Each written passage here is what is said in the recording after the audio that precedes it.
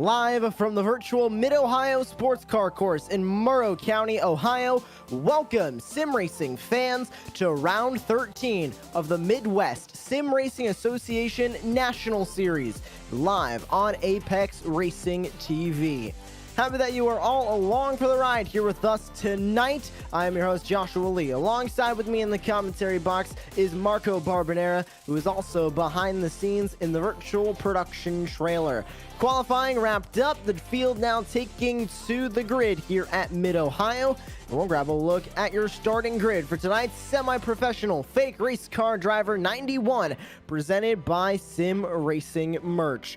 Cole Hooper able to grab the pole in the number 99. TJ Crampton will line up to his outside. Ralph Hutchison, known in the MSRA Premier Series, makes his start here tonight in the National Series with Kenny Meadows to his outside on row 2. Matthew Dyer and Jeffrey Meyer will share row 3. John Gifford, David Gervais on row 4. Matt Knight and Evan Longaker, the current points leader for the MSRA National Series, rounds out your top 10. Cody Jordan and Rick Webb on row 6. Row 7, it'll be Matthew Van Gelder and James Love, with Robert Anderson rounding out the 15 cars that will be taking the green flag here tonight. And Marco, heading into tonight, a bit of a tight run up at the top of the standings, but Evan Longaker still looking for that first win, and the driver sitting on the pole right now, Cole Hooper, also looking for the first win of the season in that number 99. First of all, massive apologies to everyone. Lovely iRacing error 23, just a second before we had to go live, so we had to scramble to go and, but thankfully, for a second it was very touch and go, but, the iRacing gods, for once, were on our side. And let me tell you, is there anything better than stock car racing on road courses? Because I don't think there is. Essentially, if you want to talk about modern day pure form of competition, like driving a car with no kind of electronic help on a tough road course, Mid-Ohio and the NASCAR Xfinity cars in this case are a match made in heaven.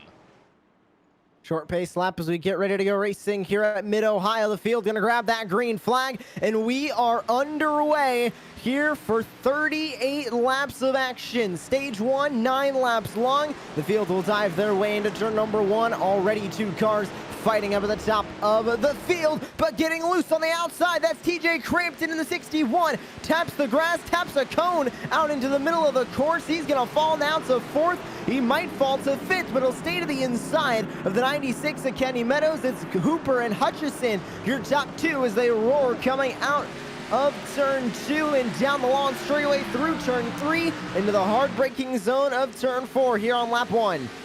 Here comes Kenny Meadows. You can see him looking for a second on the inside of his rival, but a mistake again from Campton, and he goes straight into the gravel. Ooh, and into the wall. Yeah. Crampton slides all the way to the tire barrier. That is the opposite of what he wanted to get started tonight. Crampton with 3 wins on the season for that gem. iRacing number 61 slams into the tire barrier, and that could spell the end of it. Of course, no full course cautions except for our stage breaks, and the 15 of David Gervais also around.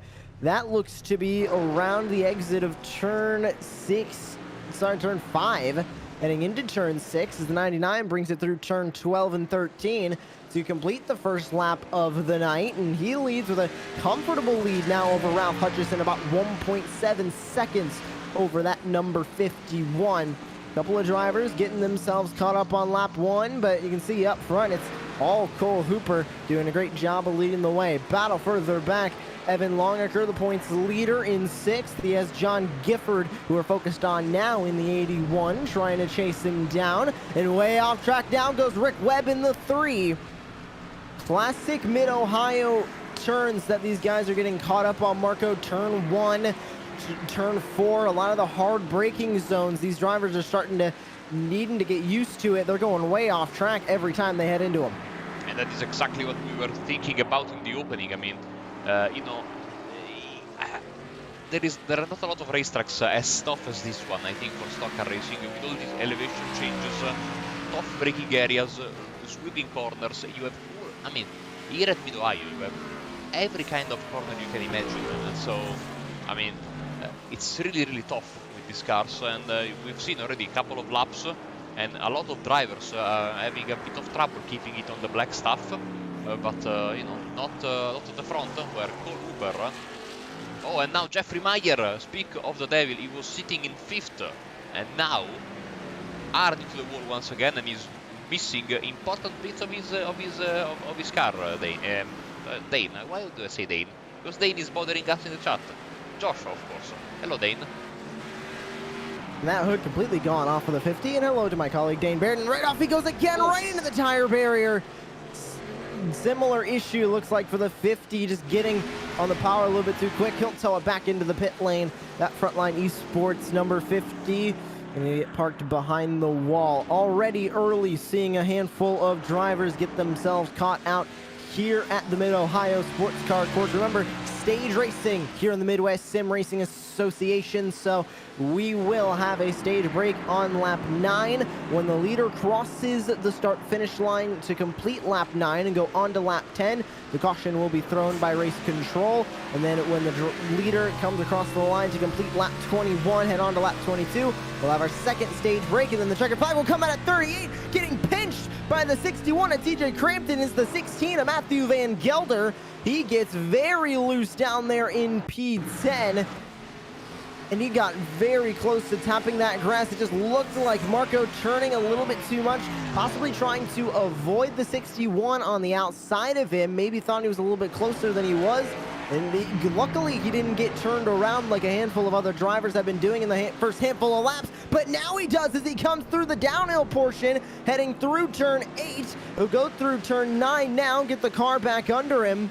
But already this track showing its difficulties, and you mentioned it, this being one of the most difficult tracks for stock car racing. It's difficult in the Indy cars, difficult in sports cars, it's difficult all around as we see the 88 of James Love go for a move on the 11 of Matt Knight. TJ Crampton also going to go for it. He gets the door slammed on him by the 11.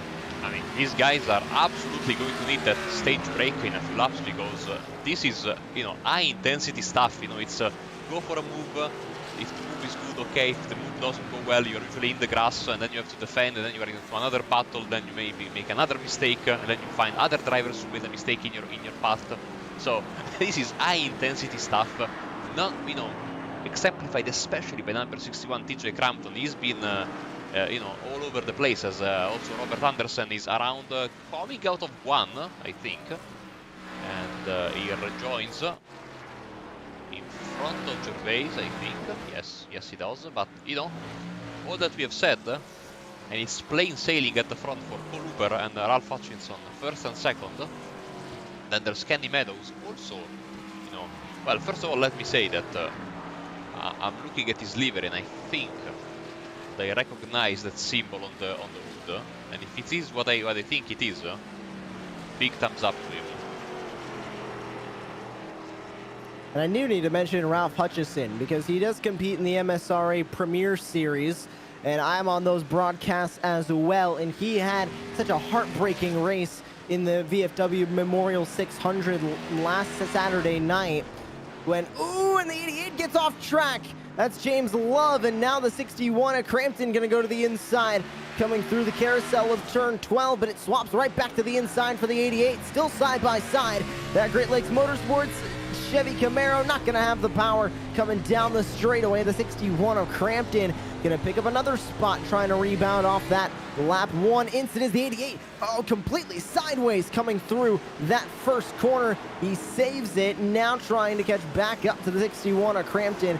But TJ is doing an amazing job out there on the track right now in his Toyota Supra to catch up to the rest of the field. But as I was saying about second place Ralph Hutchison, heartbreak for him in the VFW Memorial 600. It was stage 4, 600 miles, 400 laps, split into 4 100-lap stages. Green flag pit stops in the final stage, around 40 laps to go. He gets caught up in an incident, and that ruins his race, and he was the most dominant car that night. It was heartbreaking for him in that series, and now to get some road course practice, because obviously both the Premier Series, this series, and the Truck Series follows the real-life NASCAR schedules as the 99 of Cole Hooper goes off. This is going to give Hutchison a huge opportunity to try and catch further up, but the 51 looking for some road course experience here in the Xfinity cars as we get ready for Sonoma coming up tomorrow night. And the 99 of Hooper just locks up the tires heading into the carousel. Marco, so easy to go off track as there's not really a lot of runoff area here at Mid-Ohio. It's all grass, much like you would see at Suzuka in Formula One. It's very difficult to open up these cars on the exits because you get one tire into the grass, you're getting spun around. Yes, absolutely. It's, I was thinking, something, maybe I'm wrong, but in real life we have seen, in a decline of the so-called road ringers in NASCAR, like those drivers, now the good drivers, can perform well, both the road courses and on ovals. We are having more and more road courses. A lot of the NASCAR guys are also doing, IMSA and other, sports car series. So, but here on iRacing, I still see despite us having much more chances of practicing both oval side and road side, especially with the NASCAR cars, I see there is still a very strong divide. Like some people thrive in this environment, and other drivers are massive. I don't know why, because I'm a terrible road course driver and I'm an oval racer at heart. But when the series, the Cup cars or the Xfinity cars, they come to road courses, I actually look like a half competent driver, even though I'm actually terrible on road courses. So, I mean, there is also a lot of drivers who altogether skip the week, of course, no? So, but more, now more than ever, it's important, I think, for these drivers, because I think that NASCAR, itself, is getting more and more open towards road courses, which is always a good thing, and makes for a lot of fun. So you have to be sharp and whether you like them or not, you need to be good at these road courses. Oh, the 16, hard hit on the front straightaway. Matthew Van Gelder slams into that inside wall, wondering if he had contact with the 11 of Matt Knight. We'll find out. No, he didn't. Matt Knight was ahead of him. It looks like, 11 got onto the grass midway down the front straightaway, got loose, slams into the 16, and Van Gelder ends up right on that inside wall. So unfortunate, nothing he could have done there. The 11 spinning out in front of him in the 15. One of the common areas on this track, turn 4. And Marco, turn 4 especially, I think is going to be the main trouble spot all night. And it could be where a lot of these so-called road course ringers that you're talking about, those drivers that are good on a road course, and the 11 of Matt Knight goes spinning around once again, this time outside of turn 4. Back to right was what I was saying about turn 4, one of the trouble spots. It's deceptively a tight corner. You're coming down a long straightaway. You have to back up your braking zone what feels like a mile to be able to make the corner, and you can't get on the gas really until you're completely straight on the steering wheel heading into the left-hander, turn 5, immediately following it. So it's hard to get that corner right because you want to get on the power soon, you want a late brake, but you can't. You gotta be insanely patient through that corner, or you're gonna end up like a handful of drivers tonight, off and into the gravel and into the tire barriers. You just said it. It has all the ingredients. Oh dear! It has all the ingredients of a tough corner, especially with these cars here. So, yes, careful on entry, careful in the middle, careful on exit, and a lot of times you will find yourself maybe door banging with someone else. So. Really the trouble spot. Now, thankfully for the drivers, if you go straight, there is a bit of a run affair there, as Matt Knight is having a tough race. See, the rear end of his car is completely smashed because of the crash with Van Gelder we had earlier, and now I think that Matt, unfortunately, is about to call this a day, going very slowly on the inside there of the exit road of the pits. So. No, he's continuing. No fast repairs here in this series, so he won't have an opportunity to grab one of those, and he'll tell it back to the pit lane now. As the leader, Cole Hooper, takes the white flag here in stage number 1 before coming back to the green checkered flag to end the first portion of the race tonight. Next stage break will be coming up around lap number 21. After this short caution period we have coming up, the 15 of David Gervais will go get right out of the way. And that Go Fast Don't Die Hutch Go Chevy Camaro, or sorry, Ford Mustang, will stay out in front. Top 5 currently 3 Ford Mustangs, 1 Supra, 1 Camaro. Good manufacturer representation there in the top 5. As we go on board with the Chevy Camaro, the number 88 of James Love. Coming into tonight, Love currently sitting comfortably outside of the cut line. He is in 13th right now by a handful of points, some odd 63 points outside of the cut line. Looking for a win here at Mid-Ohio. 2 top 10s this season, at least looking to grab another top 10 on the season as we inch ever so closely into the playoffs, but making his way through turn 12, the carousel, and out of turn 13, back to the front straight away. For the first time this season, your stage winner, the 99 of Cole Hooper. Very smartly, they called the caution before he crossed the line, so I think the pace car will grab him straight away. Yes, it will. And the field has been instructed to race back to the start-finish line. If they make any passes and receive any black flags, they will be cleared by race control. So they wanted to make sure the pace car would catch the field. This is specifically a road course rule, so the pace car would catch the field right as they come across the line, so they don't have to complete an entire another lap, because full course cautions are not a normal thing here on road courses on iRacing. So race control called cautions. Pace car will pick up the field right out of pit lane, and the field will get bunched back up once again. But your stage 1 winner, the number 99 of Cole Hooper, here for the MSRA National Series. You're tuning in to the semi-professional fake race car driver 91, presented by Sim Racing Merch. And that title sponsor, Sim Racing Merch, can't make you look faster, but they can help you look faster. For great looks, visit us at simracingmerch.com/hammerdown.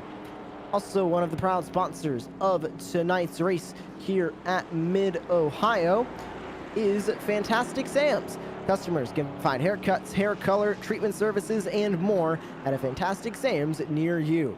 We've increased safety measures to provide a safe environment for guests and staff. Enjoy our salon experience, affordable prices, experienced stylist, and complimentary shampoo at Fantastic Sam's.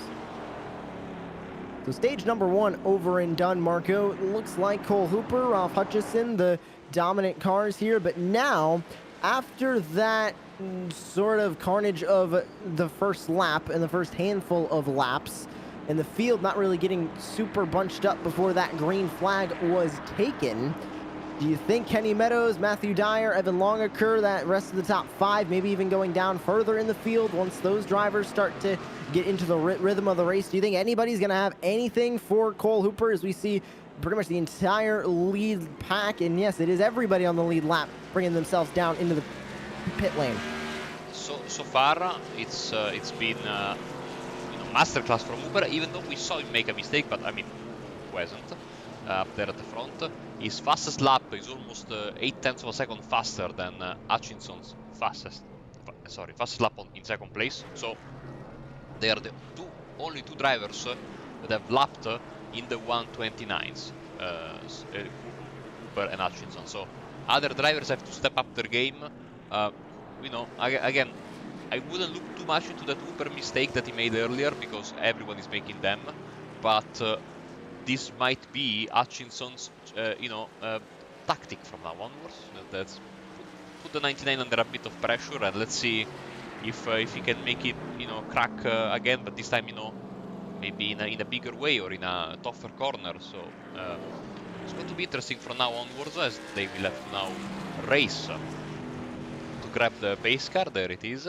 And of course, now with the help of 4 fresh tires, I mean, these 9 laps, maybe the good folks at home don't realize this, but these tires fall badly, You say, oh, well, 9 laps, okay, no worries. No, you basically have to throw them away into the bin, and you are running on chewing gums, as I like to say, you know. So they will certainly appreciate the fresh rubber.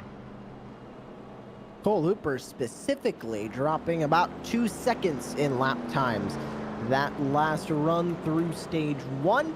We're looking to be going back to green with roughly about 9 to go, so it'll be about the same distance from green to green checker that we had in stage number 1 in stage 2. So waiting for the caution period to finish up, and we'll be right back racing here from the virtual Mid-Ohio Sports Car Course.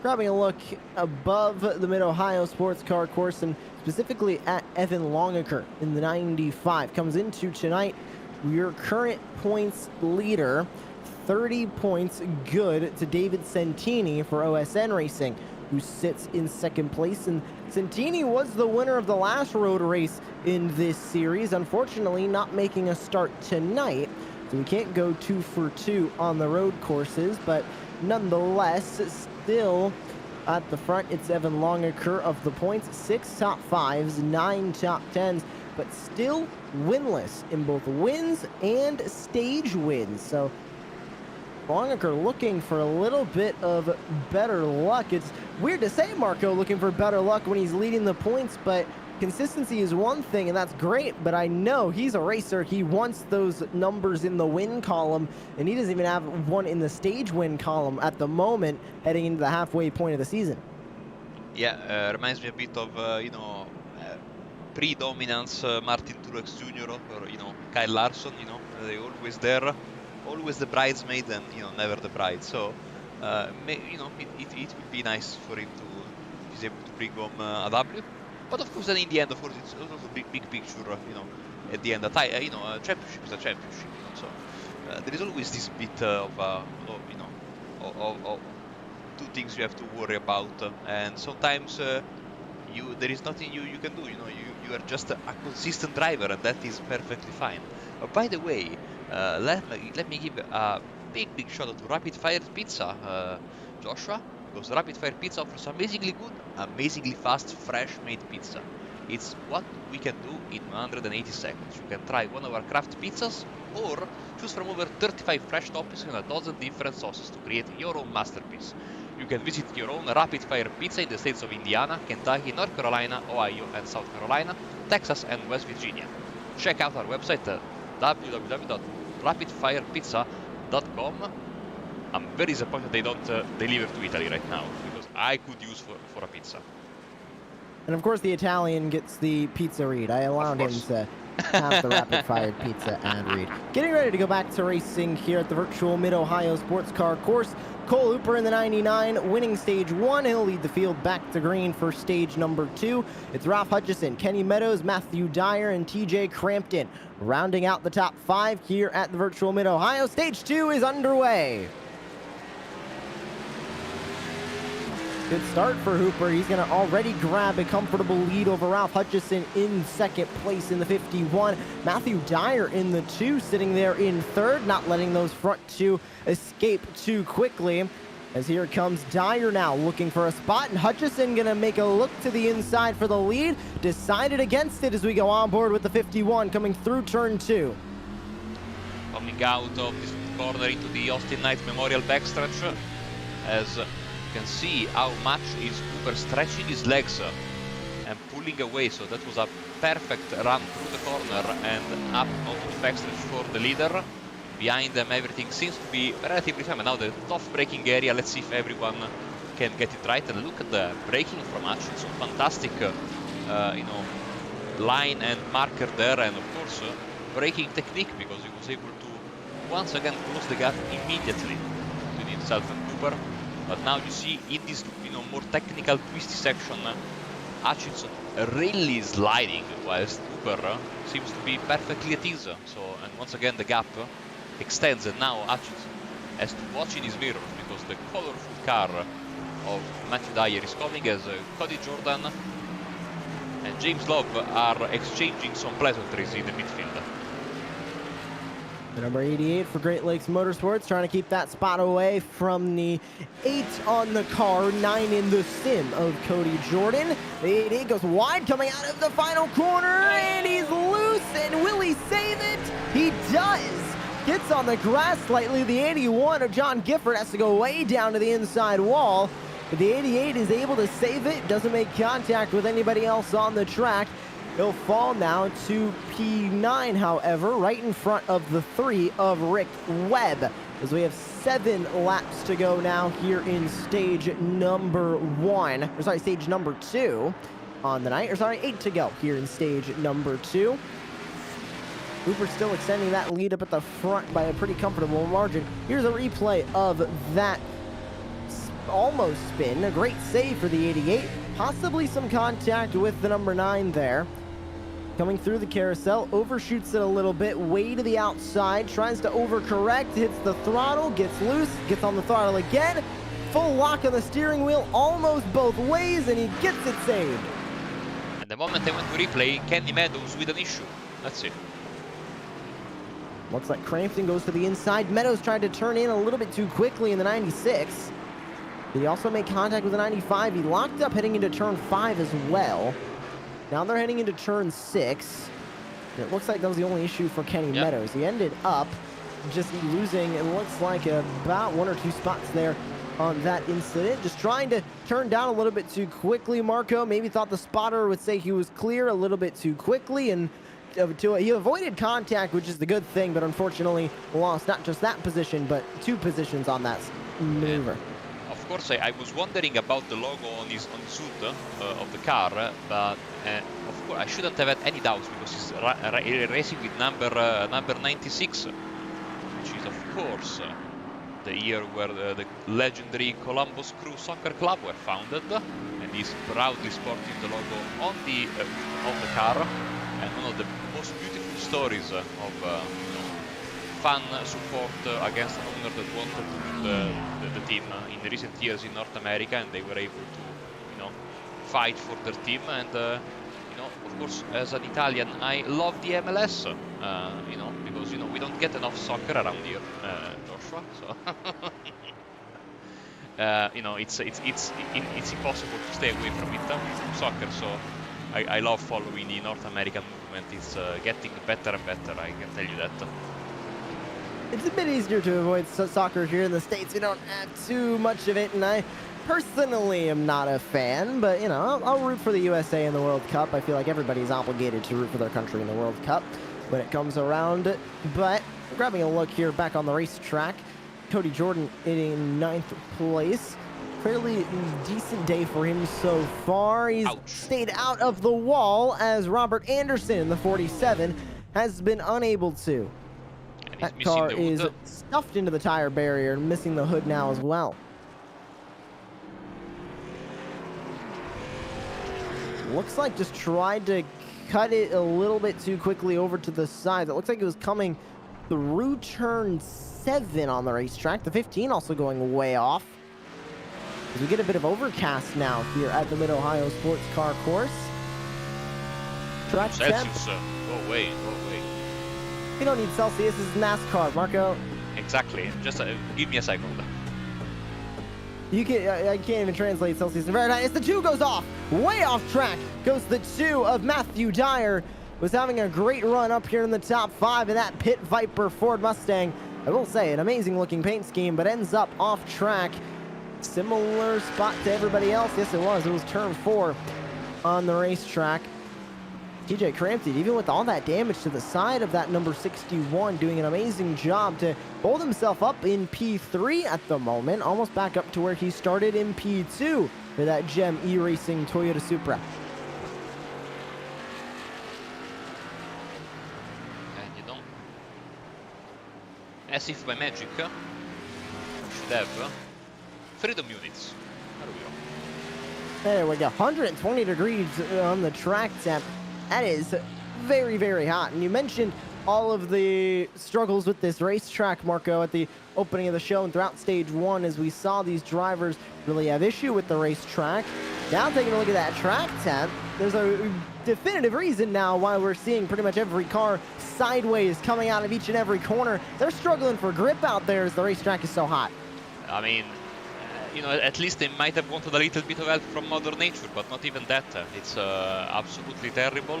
I mean, it's basically 2:45 in June, so probably, you know, no way out for these drivers. We see with 22 laps to go, I'm not expecting the situation to change massively. And of course now, with the track being as I think we had Dyer off again in the same corner. Yeah, that is turn 4 again, the huge gravel trap down there. He'll come back on the track now, down in P8. Is Cody Jordan going to be right behind him now?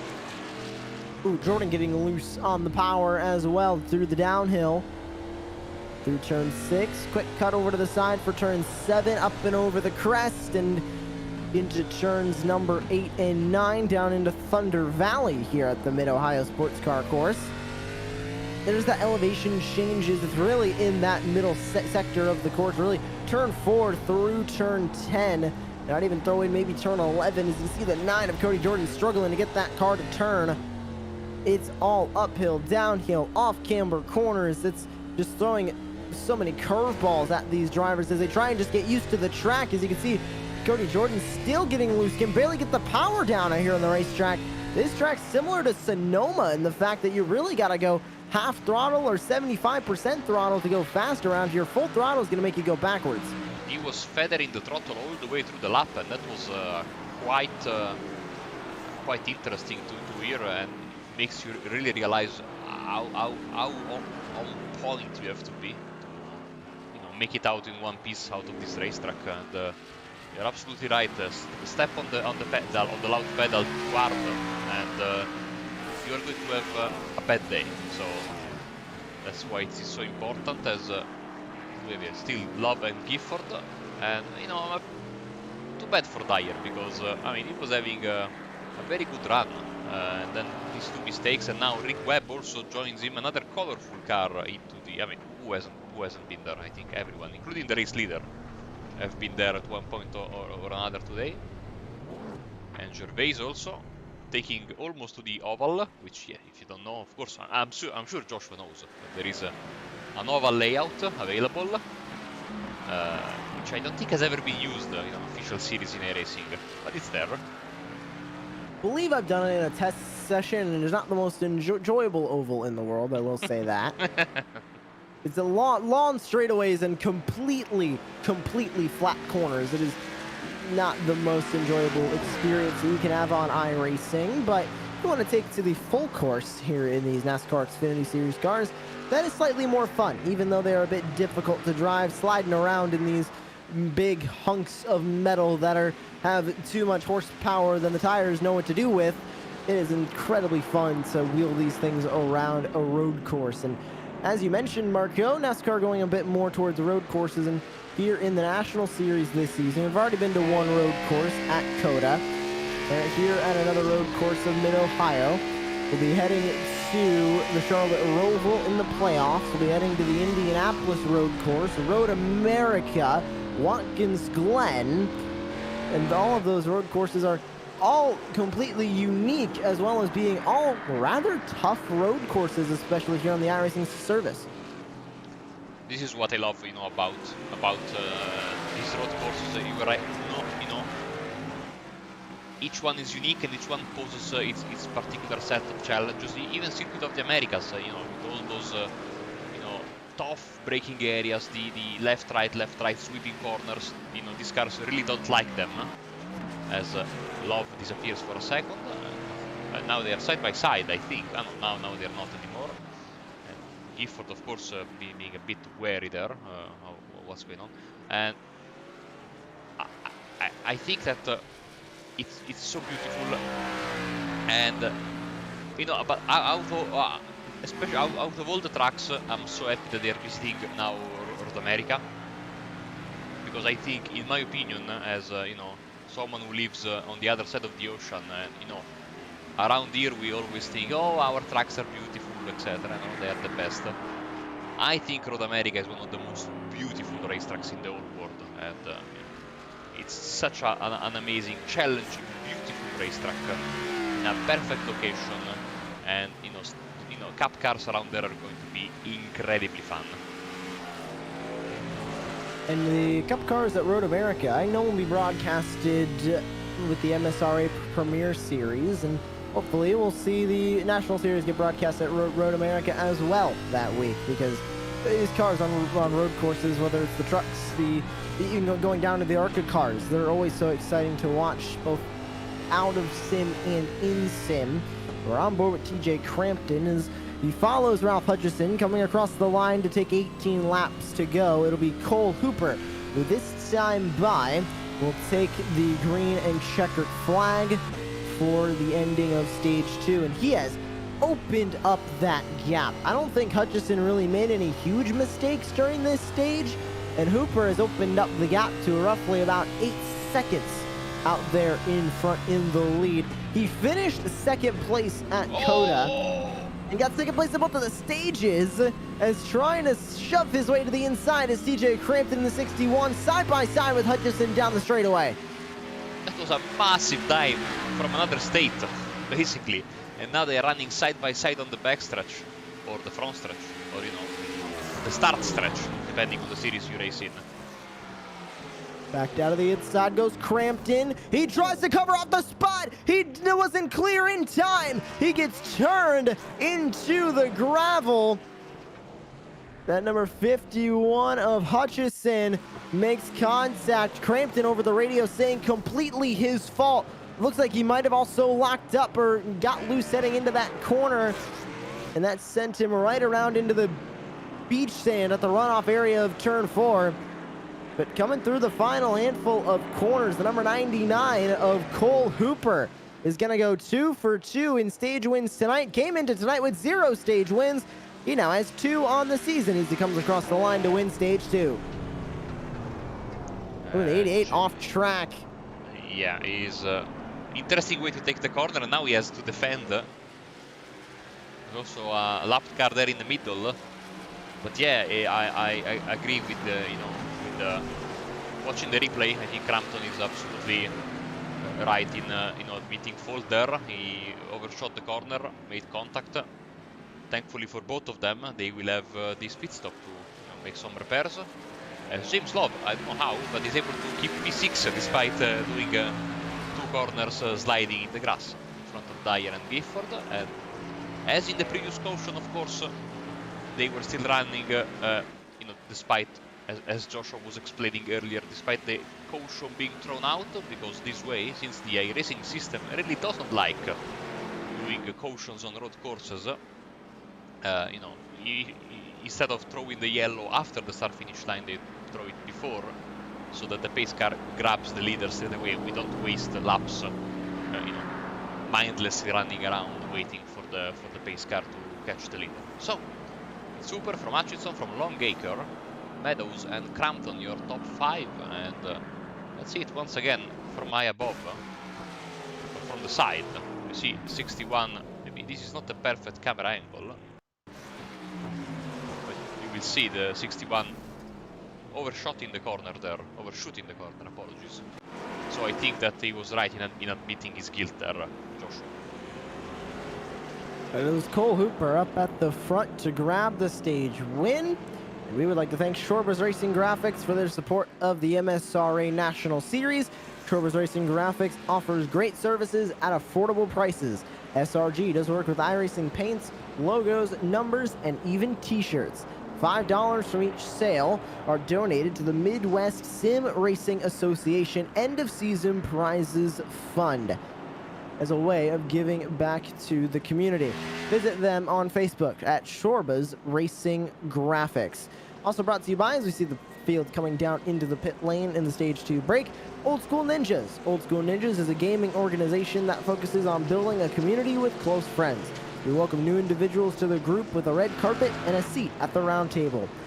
Feel free to check out our Facebook, YouTube, Twitch, and Discord. We await your arrival. Stage 2 break pit stops fully underway. Will anybody be able to come out in front of your Stage 1 and 2 winner, Cole Hooper in the 99? Nobody going to be able to do it. But take a look at Evan Longacre gapping a handful of cars. Hutchison falls to P3, Meadows falls to P4, Crampton will come out in 5th, but Evan Longacre is going to restart in P2. Great in and out of pit road for that number 95. He had the same pit time as everybody else, took 4 tires like everybody else, and ended up gaining a couple of spots. Yes, he had a pit lane time like from the entrance cones to the exit cones. Basically slower only than Hooper and faster by around a couple of seconds than anyone else. So maybe that's where he made the difference. So Longacre up to second and up, more importantly, 8 places from his starting position in this race. So certainly the biggest mover, tied with James Love, who's been, you know, a bit of a tough race as we have a car in the grass and rejoining, that's Cody Jourdan. So which I'm seeing on the road course on our you know, on the road license here on our overlay. But he's a rookie, so I mean, tough race for him, and now Webb also as well. So I mean, being 7th, being a road racing rookie on iRacing, not bad. And Marco, I think that goes back to what we were mentioning earlier on here in the broadcast. It's that this series goes to majority ovals, but still 5 or 6 road courses throughout the season, specifically here in the National Series. And if you're not a driver who knows a lot about road courses, coming into these races, it could be rather intimidating. It could be difficult to get through that learning curve. Cody Jourdan diving right in and doing a pretty good job, like you said, sitting up in P7.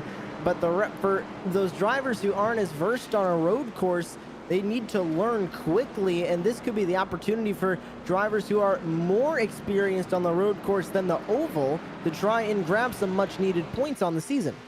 Yes, absolutely. As I was saying earlier, in iRacing, it's still a bit more of a bigger divide, especially, you know, at the, I would say, human level, you know, not the, you know, alien level. But yes, so you still see some pretty big, significant gap in speed sometimes between drivers, you know, from road courses to ovals. By the way, we have a car that's out of position, which is, I think, David Gervais, who I have no idea why shouldn't he be getting the drop to the end or the wave around? Take the drop to the end at this point, being that he's behind the leaders. Instead, he will be restarting second on the outside line, or the inside line, I should say. Well, the left lane, because road courses. He's also going very slowly. And he has been given an end-of-line penalty. Hearing over the iRacing voice chat, and of course all the drivers, race control can talk to everybody. Basically, everybody's common consensus was the 15 was not supposed to be up there. So he has been given an EOL penalty. He'll fall to the back of the pacing line. And we get ready to go back to racing as the field comes back through turn number 9. It's Cole Hooper out in front. Last time they were on a road course at Circuit of the Americas, David Santini started from the pole, won each stage, and ended up grabbing the win. Cole Hooper started on the pole, has won stage 1 and 2. Now just needs to put together a perfect stage 3, and he'll walk away with his first race win of the season. Pace car back down into the safety of pit lane. Evan Longacre starts to the outside of the number 99. We're underway. 14 laps to go in the final stage.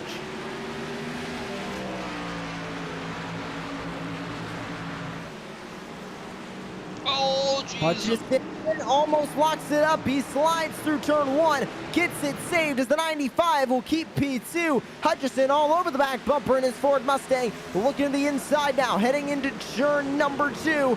He's not going to make the move. Here comes Crampton now in the 51.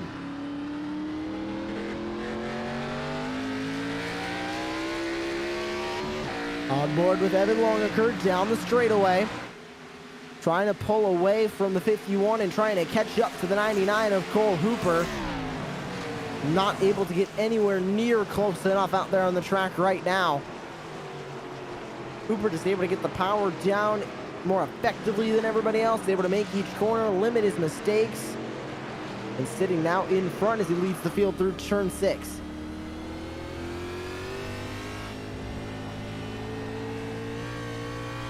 On board the 61 of Crampton. Finding himself now back up into P4 after some incidents earlier on in the day.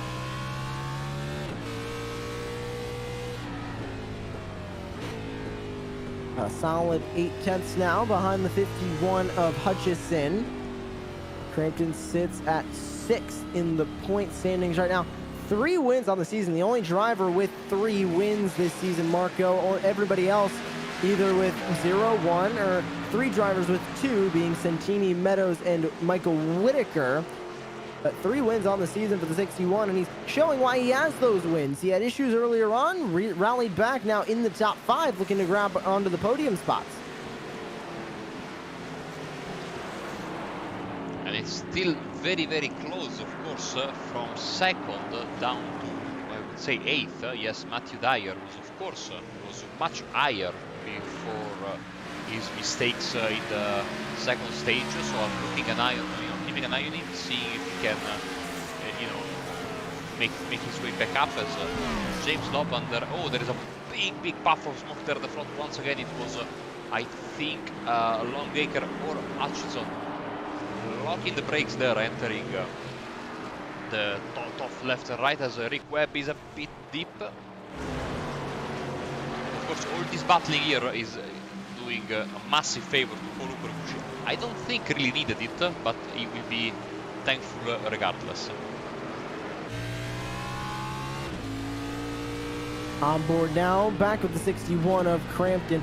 These 3 cars, 2nd, 3rd, and 4th, running rather close together right now on the racetrack. Is Hutchison gonna get loose heading in?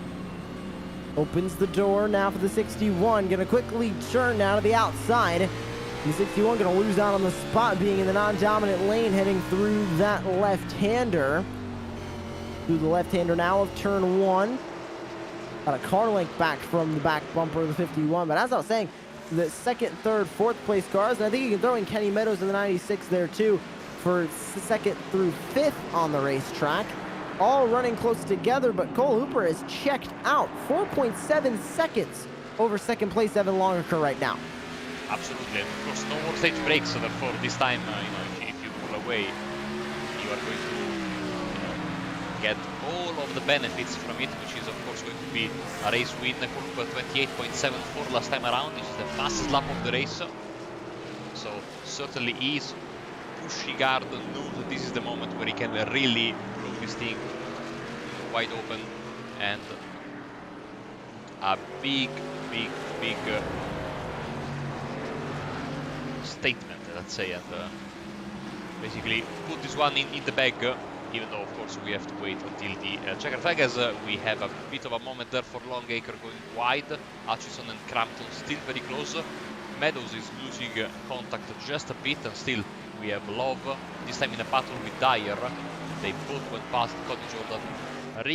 Rick Webb is in 9th, and John Gifford rounds up your top 10. But this is the battle to watch, I think, right now. Whoa, dear, Longacre completely sideways.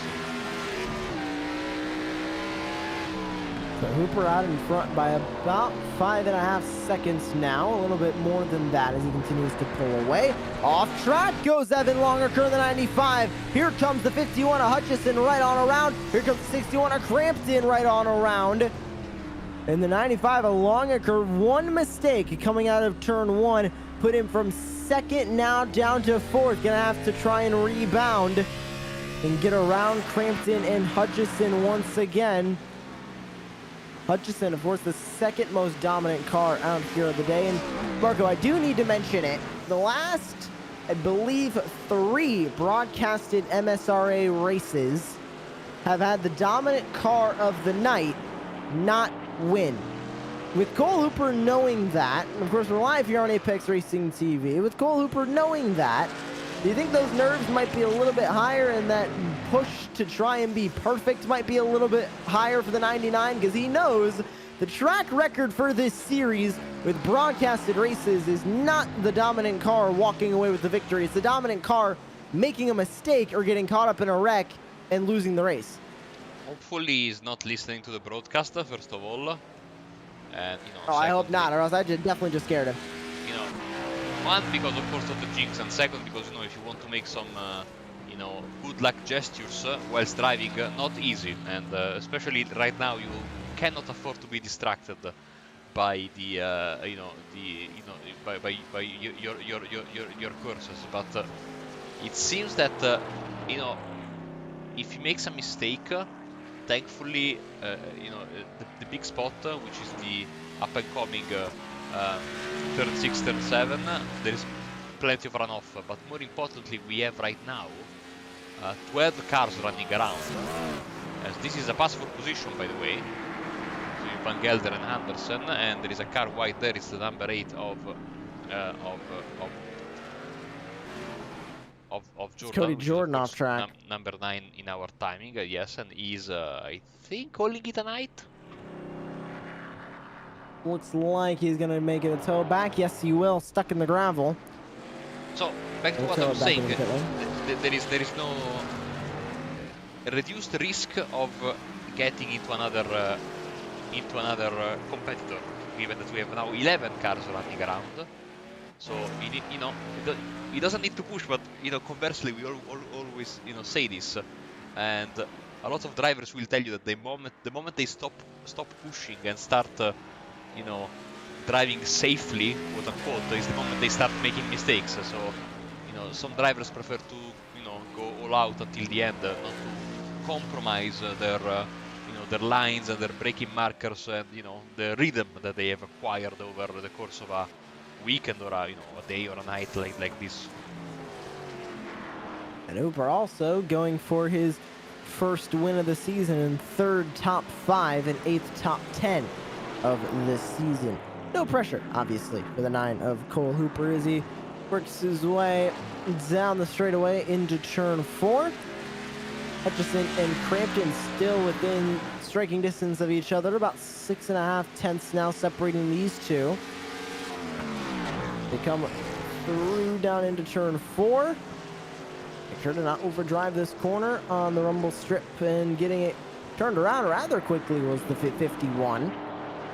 Hutchison has been fairly dominant all night, just not in the same league as Cole Hooper right now. The Lockdown Racing number 51 trying to just get a little bit more road experience here in the National Series. Obviously, Hutchison a name in the Premier Series, but nowhere near the lead of Cole Hooper right now. Replay for Matthew Van Gelder. I think we lost another one. Van Gelder. Ouch! Ooh, hard hit. Hard, and he has stowed back to the pit, so now we are down to 10 survivors on the racetrack. Robert Andersen being the last of the running cars. So, you know, goes to show how tough it has been out there tonight. It has been a tough go of it tonight with 8 to go. Right now, a lot of drivers just saying they want to survive the race. And I will say, it has been pretty much single car incidents. We haven't really seen any large incidents on the racetrack, which you could attribute to the drivers being spaced out, but also a lot of these drivers really, whenever they're spinning out, they send it into the grass or send it around and trying to avoid hitting other cars. There's really been single car mistakes that have caused the majority of the incidents tonight, and luckily no full course cautions, so we've been able to stay green apart from the 2 manual stage breaks that we have had here tonight at Mid-Ohio. Yes, you know, the beauty of road racing, of course, that you know, if you're running on a tight time schedule, you usually know how long it is going to take. I mean, even with the stage breaks, this is going by quite quickly, no? So, as we have a big crash for Longacre. Maybe only just a spin, maybe just a spin, but still not what he wanted. And he did lose the spot there too. lost a spot, so Longacre falls to P6 now. The rapid-fired pizza number 95 was having a great night. Comes in as the points leader, was looking for his first win of the season. He's been so consistent, wanted to grab that first win. He's not gonna do it tonight as he sits now in P6. Hutchison way off track, slamming into a couple of cones there in the runoff area, blocking off that kink that there is right there. So there's Longacre going around, just a little bit too much on the grass. Single car spin, gets it spun around. Here's what happened to Hutchison. Overdrove turn 1, right off track he goes. Cramped into P2, Hutchison falls only to P3. But that could have been a lot worse for the 51. He could have been sending it into one of the tire barriers there in the middle of the course. Yeah. Almost went on the other side of the racetrack there. Which you can do, by the way, if I'm not mistaken. iRacing is not going to like you for that, but you can do it.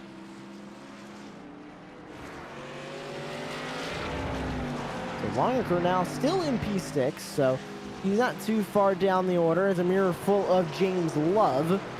Love tonight is your biggest mover of the race, up 7 spots from where he originally started the night, and the entire top 5 currently is exactly the same from when we went green at the beginning of the night. So with 6 laps to go, your top 5 now, exactly how they started. Cole Hooper, TJ Crampton, Ralph Hutchison, Kenny Meadows, and Matthew Dyer, as John Gifford in the 81 in P8 goes spinning around into the grass. Another one of the common areas to catch up these drivers is it's turn number 9.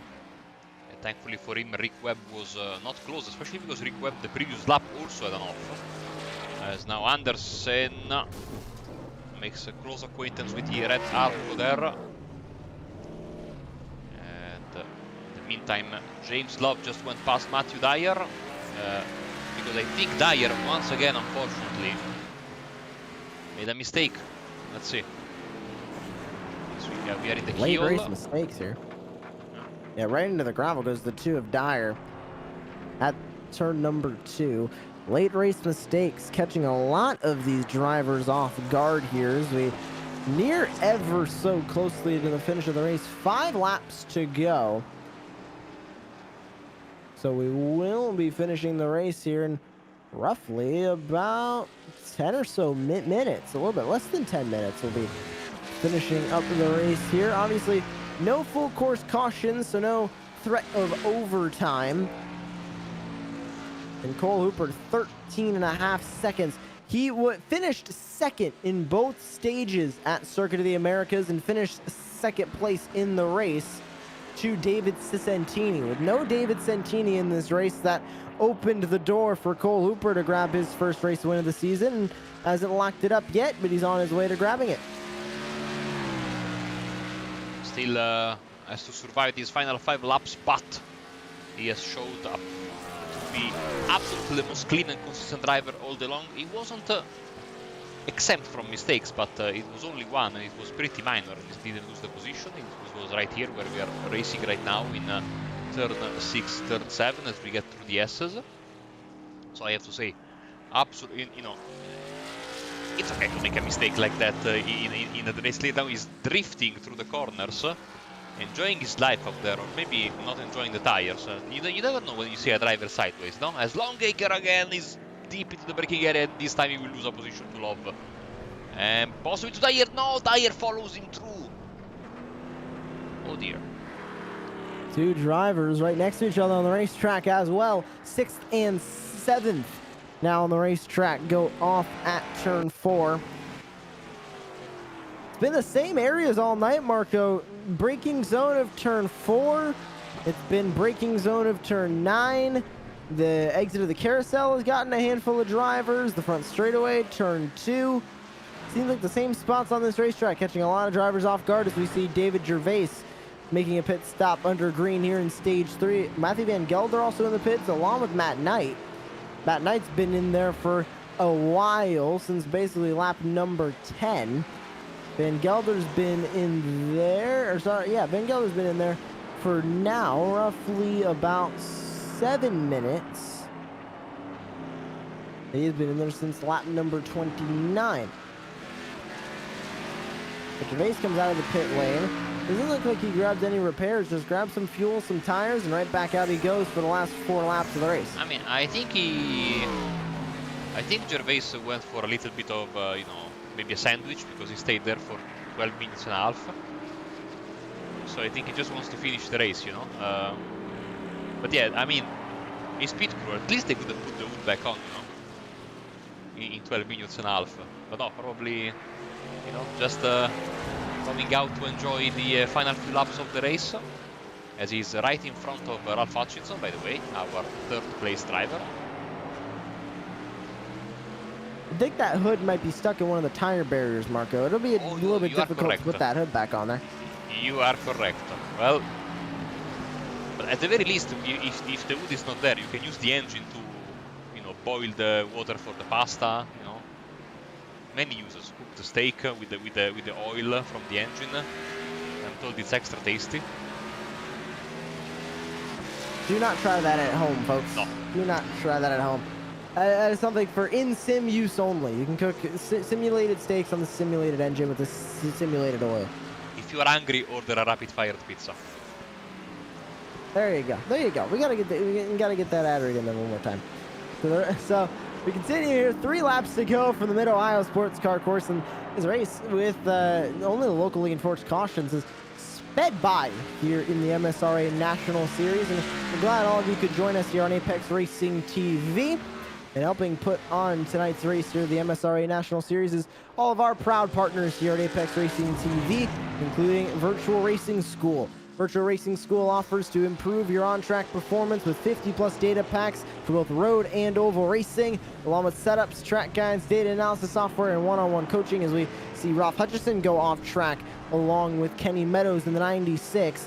Both of them get back on the racetrack. Meadows loses a spot to James Love. Hutchison will stay in P3. But if you're looking for more information and pricing options on Virtual Racing School, head to www.virtualracingschool.com. Go ahead, Marco. No, sorry. I just want to say that James Love has been basically the scavenger of this race. He's there have made a couple of mistakes, but he has kept his car clean, and now he's +10, and most of the times you see him go by after the driver in front of him is, you know, cursing his luck in the gravel. So that's one way to do it, I have to say. Now, hopefully I don't jinx him, because he's had a couple of moments himself, but he's been keeping it clean, and, you know, every time we see someone in the gravel, we see James Love go by, you know, laughing at his opponent. Up 10 spots from where he originally started the night, now in P4. Great night for the 88 of James Love. Also wanted to thank 2 more partners here on Apex Racing TV, one of which being Apex Racing Academy. Apex Racing Academy has 29 data packs to improve your performance in the sim, complete with setups, track guides, weekly group coaching sessions, and more. And Apex Racing Academy is also integrated with Virtual Racing School. For pricing options and more information on Apex Racing Academy, visit apexracingac.com. If you like all the overlays you see on our broadcast here on Apex Racing TV, all provided by SDK Gaming. They allow you to stream to Twitch the most complete overlay on iRacing, at a virtual live HUD, timing towers, enhanced relative boxes, mini-maps, fuel calculators, and more. Adjust your team's strategy on the fly with the most accurate live timing in iRacing. SDK Gaming also works as a broadcast overlay for your leagues and series, complete with sync cameras for production and commentary. For pricing options and more information, visit sdk-gaming.co.uk. Taking the white flag here at the Mid-Ohio Sports Car Course, it's Cole Hooper in the number 99 for Great Lakes Motorsports, looking for his first win of the season. Going to be a huge one if Hooper can come around and finish this final lap. 15.5 seconds over TJ Crampton, second place right now in the 61. Well, there are dominant performance, and then there is this. Hooper has been almost perfect. I would say perfect tonight, and you know, despite Joshua's hardest efforts, nothing seems to be in his way right now, and he could really bring home a nice victory. 15 seconds, almost 16 seconds over second place. this tells you everything, especially considering we had stage break, so every time he built his gap, then he had to basically had it erased and then to build it up again. And of course, every time exposing himself to the chaos of a restart, to the chaos of all the drivers being together and possibly attacking him, sending it. Hooper was not phased and is about to bring home a very nice victory tonight. Racing for his own team, Hooper Motorsports, with Go Fast, Don't Die, and Hutchko on that Ford Mustang. He brings the number 99 through the carousel of turn 12 and through turn 13 for the final time. Cole Hooper sweeps the day at Mid-Ohio, his first win of the season in the MSRA National Series. Great win for the number 99 of Hooper, and TJ Crampton. I don't think we expected him to come home P2, yeah. Marco. Well, I was about to say, what a roller coaster ride of a day for him. And, you know, second place not bad for the 61. Very, very exciting race for him. And Hutchinson will be third as we have a mistake from Longacre in the final lap. Where is Dyer? He's coming. Oof, I think he will be just safe. The number 6 as Love finishes 4th, Meadows 5th. And Longacre will be 6th despite the late scare. Dyer 7th. And he was just barely safe there too. Longacre in 6th place. John Gifford, Rick Webb, last two to come across the line on the lead lap. Sorry, I believe... No, they're both on the lead lap. Yes, they are. Yes. And I believe a handful of lap vehicles also need to come across, the 47 and the 15 of Anderson and Gervais. But coming across the line here is John Gifford. Great P8 effort from the number 81 tonight. And Rick Webb in the 3. Struggling tonight, but also a good finish. He'll walk away with the top 10, finishing there in P9. But at the front of the field, it was all Cole Hooper tonight. Dominant effort from the number 99, and he brings it onto the front straight away. And I'm willing to bet we're going to see some great burnouts here on the front stretch. Your winner, Cole Hooper in the 99.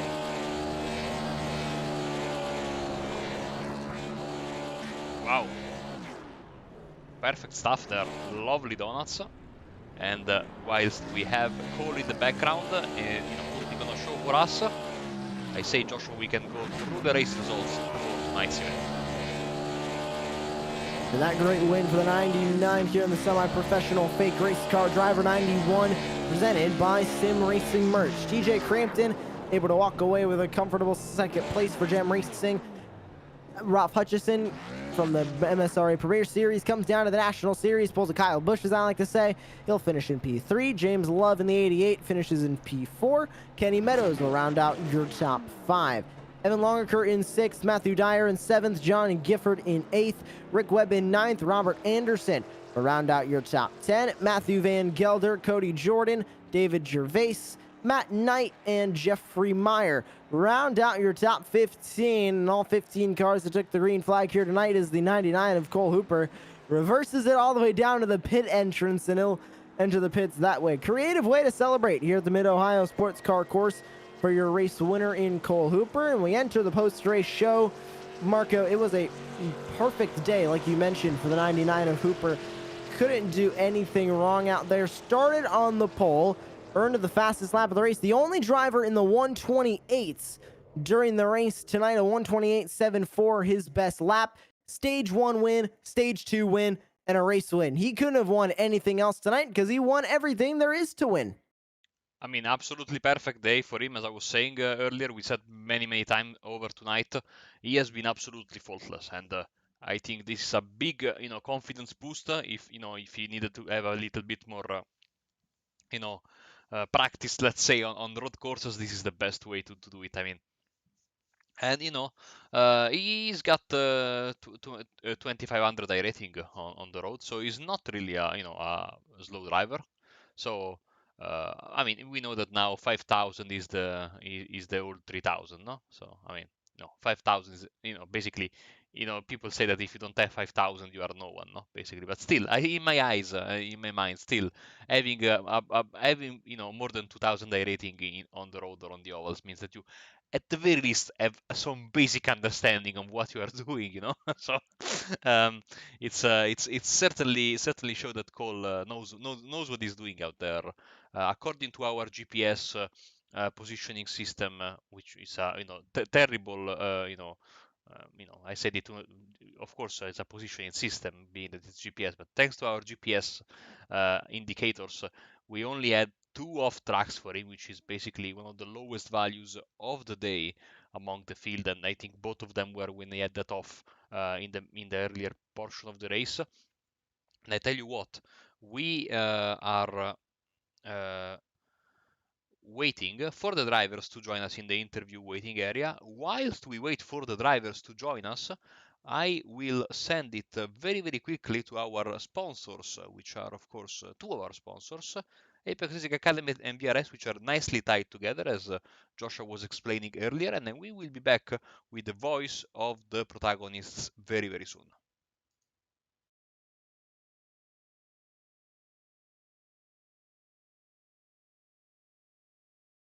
Virtual Racing School was developed to provide support to the next generation of sim racers. No matter if you're a rookie or veteran or what car or track you'll be racing, our goal is to provide training every step of the way.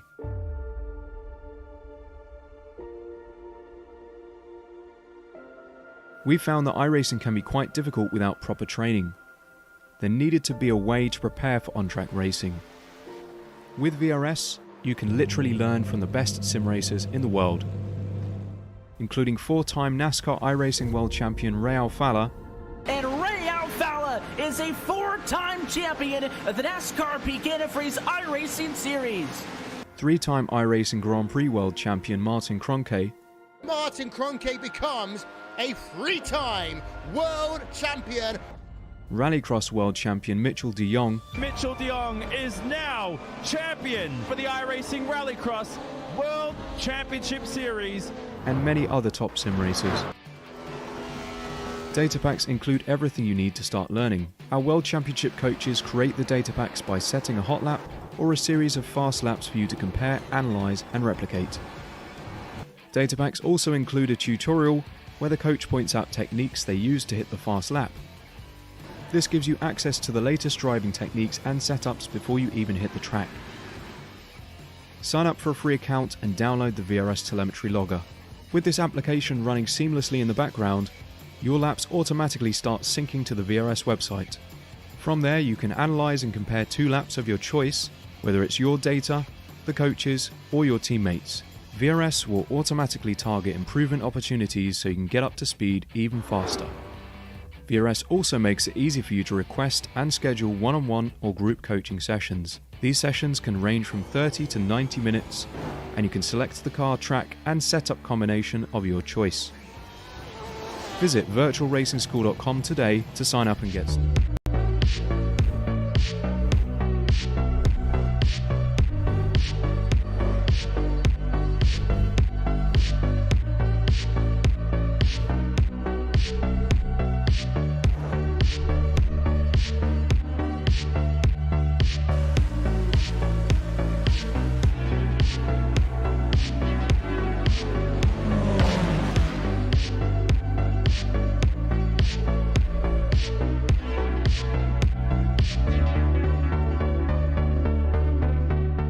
Virtual Racing.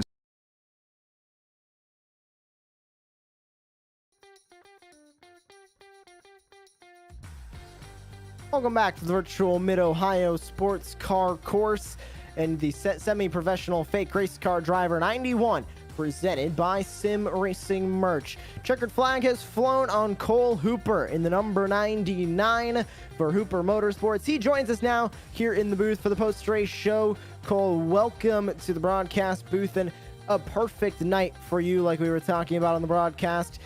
Got the pole position, fastest lap of the race, stage 1, 2, and the finish for your first stage wins of the season and your first race win of the season. How does it feel to finally get it done here in round 13?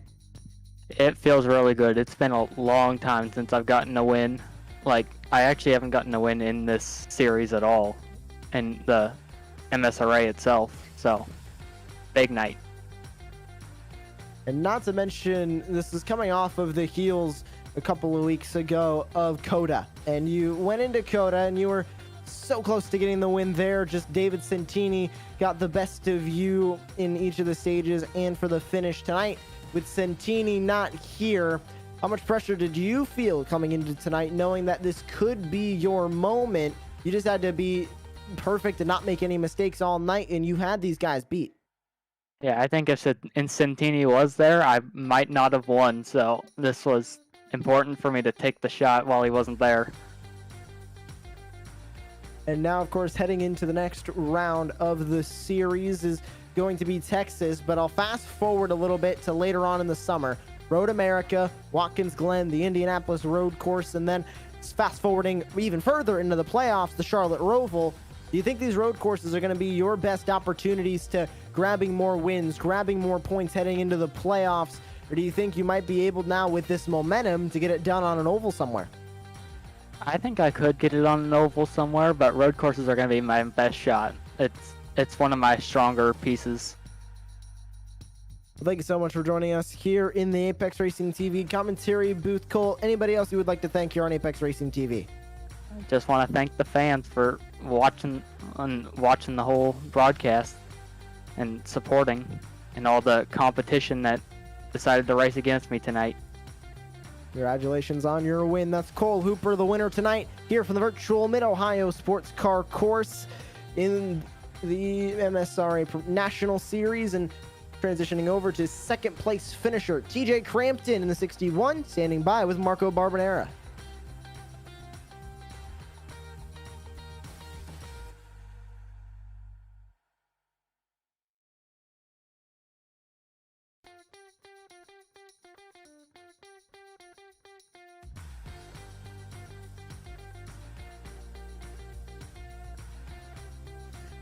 Yeah, I mean, to be honest, I feel like interesting might be an understatement. I mean, I was all over the place. I was into the gravel, into the tire barrier, spun out.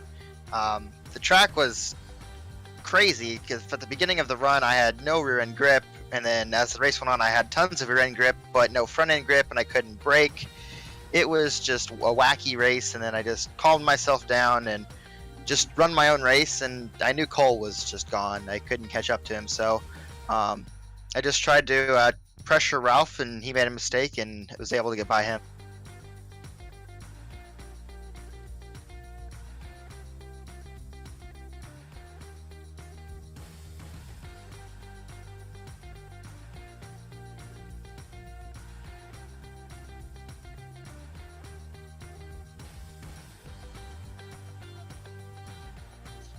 Yeah, I mean, like I said, I had no rear end grip at the start, which was interesting. You'd think you would be the opposite at the end, but towards the end of the race, I had tons of rear end grip and no front end grip. I couldn't brake, but hot track. I think this is the hottest track of the season, track temp wise. So, but I mean, it's fun. Road courses.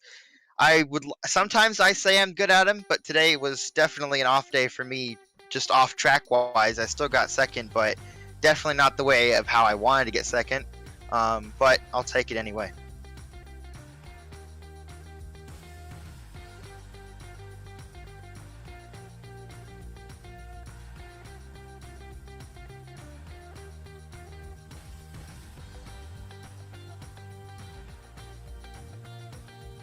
Yeah, those stages, not only did it help me, but I felt like it calmed me down because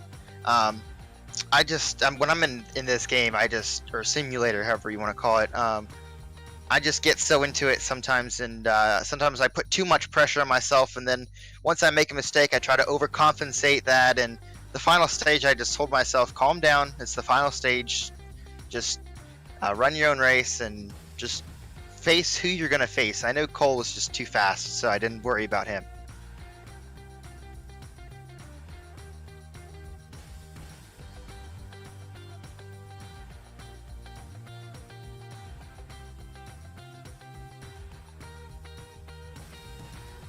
Yeah, I would like to thank everyone at JEM iRacing, especially the team owner, Matthew Van Gelder. I would also like to thank everyone that's been helping out in the National Series. It's been pretty good to work with these guys. And then, of course, all the league sponsors, Rapid Fire Pizza, Old School Ninjas, Short Racing Graphics, and Sim Racing merch.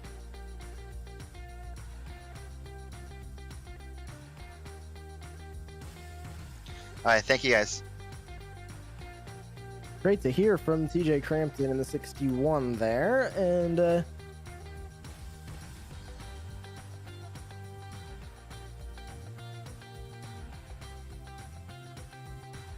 that was perfect timing on the replay as well, because he mentioned it was all the mistakes early on, and then the last half minimizing those mistakes. And Marco, we're heading into still a handful of road courses left on the schedule for the MSRA National Series. Of course, not all of them will be broadcasted live here on Apex Racing TV, but they'll still be heading to Watkins Glen, the Indianapolis Road Course, Road America, and then the Charlotte Roval later on in the playoffs for the series. So these drivers who are not confident heading into tonight at Mid-Ohio, and maybe who had a lot of mistakes, they need to make sure they're getting those laps in for Road America, they're getting the laps in for Indy, getting the laps in for Watkins Glen, and especially the Charlotte Roval if they're a playoff driver, so they can minimize the mistakes heading into those races. Because if you're making so many mistakes being so far down the order in these road races, eventually those bad finishes will catch up to you in the point standings.